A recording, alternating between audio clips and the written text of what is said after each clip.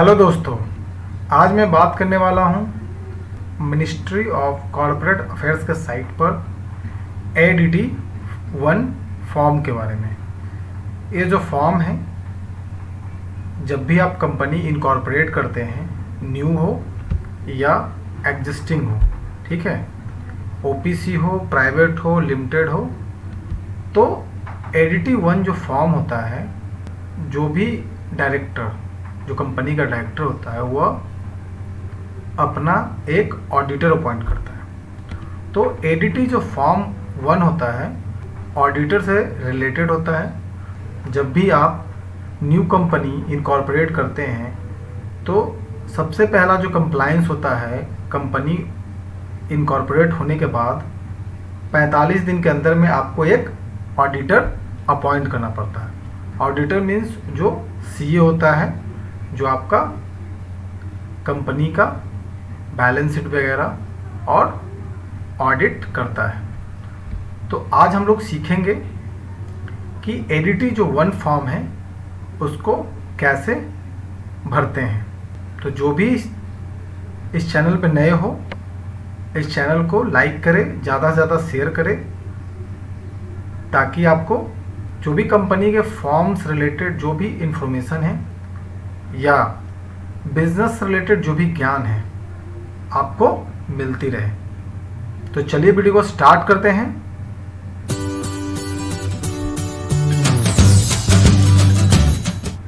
तो सबसे पहले आप लोग क्या करिएगा, इसको लॉगिन कर लीजिएगा। उसके बाद आप लोग एमसीए के सर्विस साइट में जाएंगे और कंपनी फॉर्म्स डाउनलोड में क्लिक करेंगे।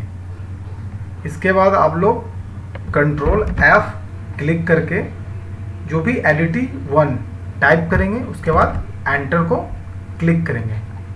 एंटर क्लिक करने के बाद आप लोग यहाँ देख सकते हैं कि information to the registrar by company for appointment of auditor, यानी कंपनी में आप लोग ऑडिटर अपॉइंट करने का जो फॉर्म है, यहाँ से आप लोग डाउनलोड कर सकते हैं। ठीक है, इसको डाउनलोड करने के बाद इसको आप लोग ओपन कर लें। तो ओपन करने के बाद ये जो फॉर्म है आपका ऐसा खुल के आ जाएगा। अब यह देखना है कि इसको भरना कैसे है। ठीक है, तो आप इसको 1 by 1 या तो इंग्लिश में या तो हिंदी में भर सकते हैं। ठीक है, तो सबसे जो पहला पॉइंट है इसमें, कॉर्पोरेट आइडेंटिटी नंबर।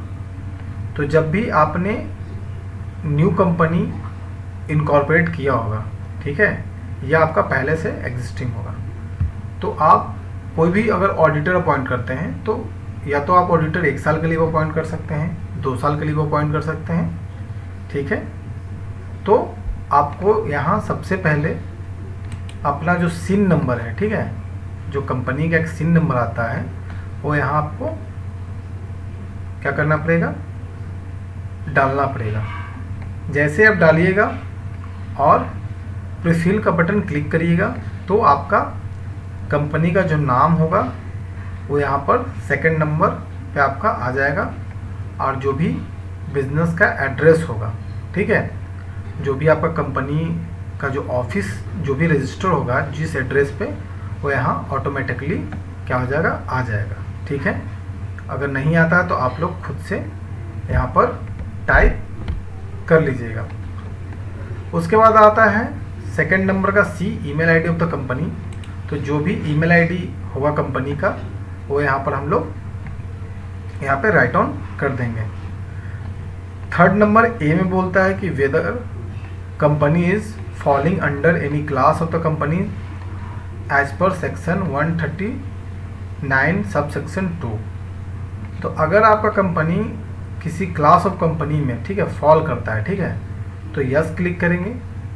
अगर नहीं करता है तो नो क्लिक करेंगे। नेचर ऑफ अपॉइंटमेंट क्या होता है, तो नेचर ऑफ अपॉइंटमेंट जो भी होगा, अगर आपका कंपनी फर्स्ट टाइम इनकॉर्पोरेट हुआ है, तो आपको फर्स्ट टाइम ही ऑडिटर, यानी पहला ऑडिटर आपको अपॉइंट करना पड़ेगा।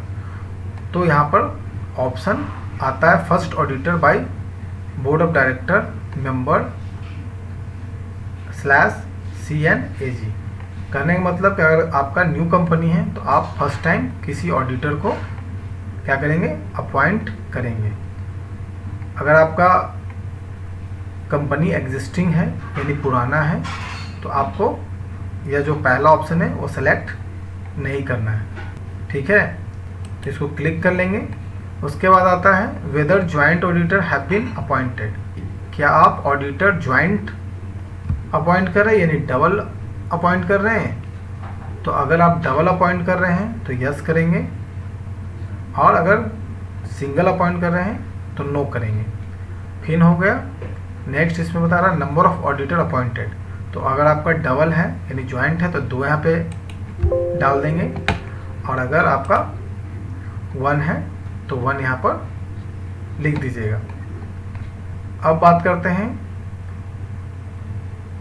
ए में आई का 3 ऑप्शन है, ए, बी और सी। तो फर्स्ट ऑप्शन में कैटेगरी ऑफ ऑडिटर है। तो ऑडिटर आपका किस तरह का है, इंडिविजुअल है या वो फर्म चलाता है, ठीक है। अगर इंडिविजुअल है तो इंडिविजुअल पे क्लिक करेंगे। अगर जो भी सीए वगैरह जो भी सीए है वो ऑडिटर का काम आप उसको दिए हैं, ठीक है। अगर उनका खुद का फर्म है तो फर्म में क्लिक करेंगे, या जो ऑडिटर इंडिविजुअली कोई काम करता है सीए वगैरह तो आप उसको इंडिविजुअल में क्लिक कर सकते हैं। अब बी में बता रहा है income tax permanent account of the auditor या ऑडिटर फर्म्स।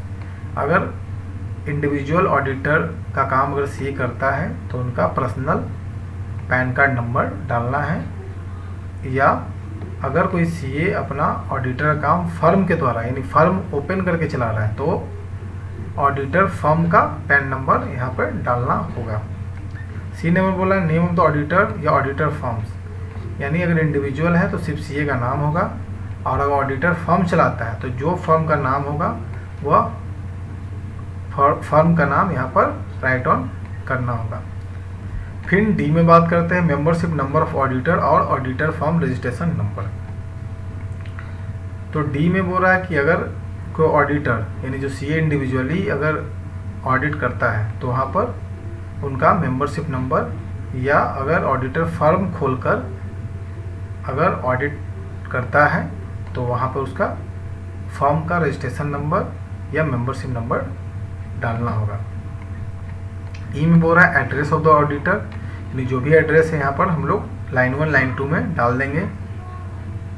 सिटी हो गया, किस सिटी से बिलोंग करते हैं, स्टेट्स हो गया, कंट्री हो गया, पिन कोड हो गया, email ID of the auditor हो गया। ये चीज़ तो आप समझ सकते हैं इजी वे में। अब मेन इंपॉर्टेंट बात यहाँ पर कर रहे हैं period of account for which appointed, यानी जिस ऑडिटर को अपॉइंट कर रहे हैं, ठीक है, वो कब से है यानी फ्रॉम और टू कब तक आप अपॉइंट कर रहे हैं, ठीक है। यानी सिर्फ मान लीजिए कि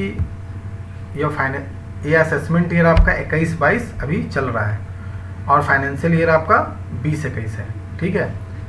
तो जब भी आप न्यू कंपनी फॉर्म करते हैं, ठीक है, तो मान लीजिए अगर आपने 21 में फॉर्म किया है तो यह इसका फाइनेंशियल ईयर 21-22 होगा, और इसका जो असेसमेंट ईयर होगा वह 22-23 होगा। तो जो भी पीरियड के लिए आप ऑडिटर को अपॉइंट करते हैं, कितने समय के लिए, किस फाइनेंशियल ईयर के लिए, तो यहाँ पर वह डेट आपको डालना होगा। फिर बात करते हैं जी नंबर को कि number of financial year to which appointed relates, यानी कितने फाइनेंशियल ईयर के लिए आप एक ही सीए को एज अ ऑडिटर अपॉइंट करते हैं। तो आप किसी भी सीए को या तो 1 टाइम ऑडिटर अपॉइंट कर सकते हैं या तो उसको 2 टाइम 3 टाइम, वो आपके ऊपर निर्भर करता है। फिर whether the appointment of auditor is within the limit of 20 company as specified in sub section 3 sub section ji of section 141, ठीक है। तो यहाँ पर लिखा गया है कि अगर कोई ऑडिटर, ठीक है, कोई भी ऑडिटर हो, उनका एक लिमिट होता है कि 20 कंपनीज तक ही वह क्या कर सकते हैं, वह ऑडिटर अपॉइंट हो सकते हैं। तो इसमें अगर यस है तो यस और नो है तो नो पे आप लोग क्लिक कर सकते हैं। अब बात करें specify the tenure of the previous appointment, यानी अगर कोई न्यू कंपनी अगर इनकॉर्पोरेट हुआ है तो उसके लिए यह जो प्रीवियस ईयर का डिटेल देने की ज़रूरत नहीं होती है। जो भी एग्जिस्टिंग कंपनियां होती हैं उनको ही इस फॉर्म को भरना होता है कि आपने प्रीवियस ईयर में कौन कौन से ऑडिटर, कितने सीए आपने अपॉइंट किए एज ऑडिटर। क्योंकि एग्जिस्टिंग कंपनियां क्या होती है कि ऑडिटर चेंज भी कर सकती है, ठीक है। कोई भी जो भी कंपनी अपना इनकॉर्पोरेट करता है तो वो चाहे तो एक सीए को 2 साल के लिए रख सकता है, फिर दूसरे सीए को 1 साल के लिए रख सकता है एज ऑडिटर। तो जो भी एग्जिस्टिंग कंपनियां हैं वो अपना प्रीवियस ईयर में यानी 10 मैक्सिमम नंबर ऑफ 10 जो प्रीवियस ईयर है आप यहाँ पर फिलअप कर सकते हैं कि किस फाइनेंशियल ईयर में कौन कौन से ऑडिटर आपने अपॉइंट किया है। आई होप आपको ये समझ में आया होगा। नेक्स्ट यहाँ बात करते हैं नंबर 5 की, whether auditor has been appointed in the annual general meeting. तो अगर आपका ऑडिटर अगर एनुअल जनरल मीटिंग में अपॉइंट हुआ था तो यहाँ पे यस क्लिक करेंगे, अगर नहीं तो नो क्लिक करेंगे। बी में बोल रहा है इफ़ यस तो डेट ऑफ एजीएम, अगर आपने ऑडिटर को एजीएम जनरल मीटिंग यानी एनुअल जनरल मीटिंग में अपॉइंट किया था तो अगर वह एजीएम के समय था तो डेट यहाँ पे डाल देना है एजीएम का, ठीक है। 6 नंबर बोल रहा है डेट ऑफ अपॉइंटमेंट, यानी जब भी आप ऑडिटर को अपॉइंट करते हैं तो एक डेट होता है, तो उस डेट को यहाँ पर आप लोग मेंशन कर देना है। 7 नंबर की बात करें तो 7 नंबर में ढेर सारा पॉइंट है, उसको 1 बाय 1 देखते हैं। तो ए नंबर बोल रहा है whether auditor is appointed due to casual vacancy in the office of auditor, यानी जो भी आप ऑडिटर को अपॉइंट कर रहे हैं वो क्या कैजुअल वैकेंसी था, यानी आपके कंपनी में कोई ऑडिटर का वैकेंसी खाली था तब आप ऑडिटर अपॉइंट कर रहे हैं, या आप अपने कंप्लायंस को पूरा करने के लिए उसे अपॉइंट कर रहे हैं। तो अगर यस होगा तो यस पे क्लिक करेंगे और नो होगा तो नो क्लिक करेंगे। तो यहाँ पे जो भी न्यू कंपनी इनकॉर्पोरेट करते हैं और अपने कंपनी के कंप्लायंस पूरा करने के लिए 45 दिन के अंदर में जो भी ऑडिटर अपॉइंट करता है तो वह कैजुअल वैकेंसी नहीं होता, इस चलते यहाँ पर वो नो पे क्लिक करें। बी की बात करें specify the SRN of relevant form, यानी जो भी आपका रिलेवेंट फॉर्म है उसका एक SRN नंबर होता है, वह यहाँ पर आप डाल सकते हैं। सी की बात करें तो पर्सन वैकेटेड द ऑफिस, तो जो भी इसमें इंडिविजुअल है कि ऑडिटर फॉर्म्स है तो जो भी इन दोनों में से कोई एक होगा इस पर आप क्लिक कर सकते हैं। डी नंबर की बात करें कि mention the membership number of auditor और registration number of auditor form, तो जो भी मेंबरशिप नंबर हो तो यहाँ पर आप लोग यहाँ पे आप डाल सकते हैं। ई की बात करते हैं mention the date of the such vacancy, यानी जिस दिन वैकेंसी कंपनी में निकला होगा एग्जिस्टिंग कंपनी का वो यहाँ पे आप डाल सकते हैं। रीजन ऑफ कैजुअल वैकेंसी, और कैजुअल वैकेंसी का क्या रीजन है यहाँ पर आप मेंशन कर दीजिएगा। अब बात करते हैं अटैचमेंट की, तो अटैचमेंट क्या क्या होगा। तो पहला है copy of intimation of sent by company, ठीक है। Copy of written consent given by auditor, तो यहाँ पे आप देख सकते हैं 1 से 6 तक में 2 ही स्टार मार्क है, तो सिर्फ आप यही अपलोड करें और बाकी जो अदर अगर आपको अपलोड करना ऑप्शनल में तो कर सकते हैं, लेकिन यहाँ पर 2 ही आप अपलोड करें। Copy of written consent given by auditor, यानी जब भी कोई कंपनी ऑडिटर को अपॉइंट करता है तो ऑडिटर के द्वारा एक कॉन्सेंट फॉर्म पे साइन कराता है कि वह सहमत है उस कंपनी का ऑडिटर बनने के लिए, तो वह एक डॉक्यूमेंट होता है जिसको यहाँ पे अटैच कर सकते हैं। बात करते हैं 3rd नंबर की copy of resolution passed by the board and company, तो जो भी कंपनी बोर्ड मीटिंग के द्वारा एक रेजोल्यूशन पास करता है कि हम इस सीए को ऑडिटर अपॉइंट करते हैं या इस सीए फॉर्म को अपना ऑडिटर अपॉइंट करते हैं, तो वह रेजोल्यूशन होता कैसा है उसको मैं आपको यहाँ पर दिखला देता हूँ। तो आप देख सकते हैं यह एक रेजोल्यूशन है, यहाँ ऊपर में जो मैंने इसको छुपाया हुआ है यह कंपनी का नाम है, यहाँ पर कंपनी का एड्रेस है 2nd में और 3rd में कंपनी का ईमेल आईडी है। तो आप देख सकते हैं कि यह एक रेजोल्यूशन कंपनी के द्वारा पास किया गया है, ठीक है, इसे देख लें। और यहाँ पर जो सिचुएटेड एट है उसके नीचे जो भी कंपनी का जो ऑफिस रजिस्टर है उसका एड्रेस दिया गया है, ठीक है। और उसके बाद ये जो यहाँ पर M और /S है, इसके नीचे जो भी CA फॉर्म है, जो ऑडिटर अपॉइंट हो रहे हैं उसके फर्म का नाम है, ठीक है। यहाँ पे नाम दिया गया है। तो इसी तरह का बोर्ड मीटिंग होता है, ठीक है।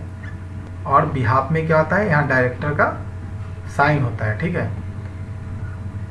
तो यही एक बोर्ड मीटिंग रेजोल्यूशन होता है, इसी को आपको यहाँ पर अटैच करना है, ठीक है।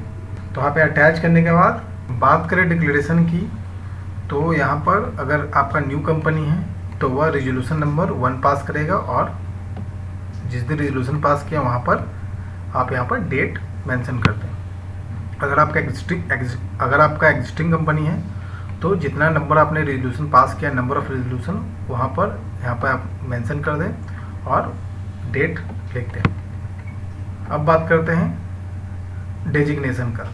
तो यहाँ पर आपका डायरेक्टर होगा तो डायरेक्टर लिखे, मैनेजर होगा तो मैनेजर होगा, कंपनी सेक्रेटरी होगा तो कंपनी सेक्रेटरी, CEO होगा तो CEO, और CFO होगा तो CFO। तो नॉर्मली अगर कोई कंपनी क्या होता है, ज़्यादातर डायरेक्टर होता है, तो डायरेक्टर यहाँ पे लिखेंगे और डायरेक्टर का यहाँ जो भी डिजिटल साइन होगा यहाँ पर आप लगा दें।